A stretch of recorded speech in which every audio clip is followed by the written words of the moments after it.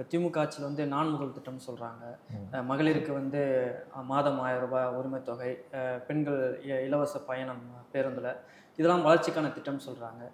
எடப்பாடி ஆட்சியில் வந்து பொங்கலுக்கு கொடுக்குற காசு, அப்புறம் இது போல் நாம் தமிழர் கட்சி வந்தால் நான் வந்து விவசாயத்துறையை கவர்மெண்ட் வேலையாக மாற்றுவேன்னு சொல்கிறது. விஜய் வந்தால் எல்லாருக்கும் மோட்டர் சைக்கிள் கொடுப்பேன், எல்லாருக்கும் கான்கிரீட் வீடு கட்டி தருவேன். இதெல்லாம் நிவாரணத்துலேருந்து எங்கே வேறுபடுதுன்னு நினைக்கிறீங்க?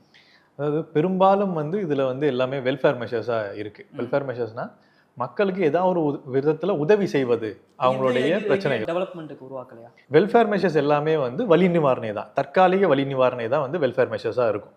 அதாவது என்னால் முழுமையாக ஒரு பிரச்சனையை தீர்க்க முடியாது, மக்களுடைய வாழ்க்கையை என்னால் வந்து மேம்படுத்தவே முடியாது அப்படின்ற ஒரு நம்பிக்கைக்கு நான் போனாதான் நான் வந்து இந்த வெல்ஃபேர் மெஷர்ஸ்க்குள்ள நான் என்ன கொடுப்பேன் அப்படின்னு சொல்லிட்டு வர முடியும்.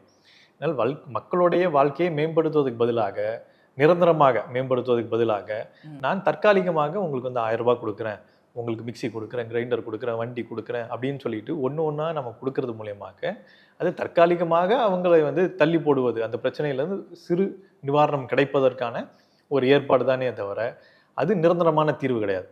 ஆனால் இப்போ இருக்கிற சொசைட்டியில் எல்லா சைடும் ஒரு குடும்பம், ஒரு இங்கே இருக்கிற மக்கள் வந்து அடி வாங்கிட்டு இருக்கும் போது வெல்ஃபேர் மெஷர்ஸ் வந்து அவசியமான ஒன்று. ஆனால் வெல்ஃபேருக்கும் காசு கொடுக்கறதுக்கும் ரெண்டு பெரிய டிஃப்ரெண்ட் விஷயமா பார்க்கணும். வெல்ஃபேரில் வந்து நமக்கு வந்து அவங்களுக்கு வந்து உதவி செய்வது, அவங்களுக்கு தேவையான உதவிகள் செய்வது, அவங்களுக்கு தேவையான பொருட்கள் கொடுப்பது அப்படின்றது வேற. அரிசி, சாப்பாடு இதெல்லாம் வந்து வேற. ஆனால் 1000 ரூபாய் கொடுக்கறது, 10,000 ரூபாய் கொடுக்கறது, 5,000 ரூபாய் கொடுக்கறது அப்படின்றதெல்லாம் எங்கேருந்து வருது அப்படின்னு பார்த்தோம்னா, இதெல்லாம் வந்து சில ஆண்டு காலமாக வேர்ல்டு பேங்க்கு, ஐஎம்எஃப் போன்ற இன்டர்நேஷ்னல் ஆர்கனைசேஷன்ஸ் இதெல்லாம் வந்து யூனிவர்சல் பேசிக் இன்கம்னு நம்ம வந்து கொடுக்கணும் அப்படின்னு சொல்லிட்டு ஒரு விவாதம் வந்து நடத்துகிறாங்க. யூனிவர்சல் பேசிக் இன்கம் அப்படின்னா என்னென்னா, எல்லாருக்கும் ஏதாவது ஒரு கையில் காசு வந்து கொடுக்கணும். எல்லாருக்கும் கையில் ஏன் காசு கொடுக்கணும் அப்படின்னு இந்த விவாதம் தொடங்குவதற்கு வந்து மையப்புள்ளியே வேலைவாய்ப்பு அதிகரிக்க முடியவில்லை, வேலையின்மை ஆனால் அது வந்து அதிகரிச்சுக்கிட்டே இருக்கு, அதே சமயம் பொருளாதாரத்தில் ஒவ்வொரு பொருளுடைய விலைவாசி வந்து உயர்ந்துக்கிட்டே இருக்கு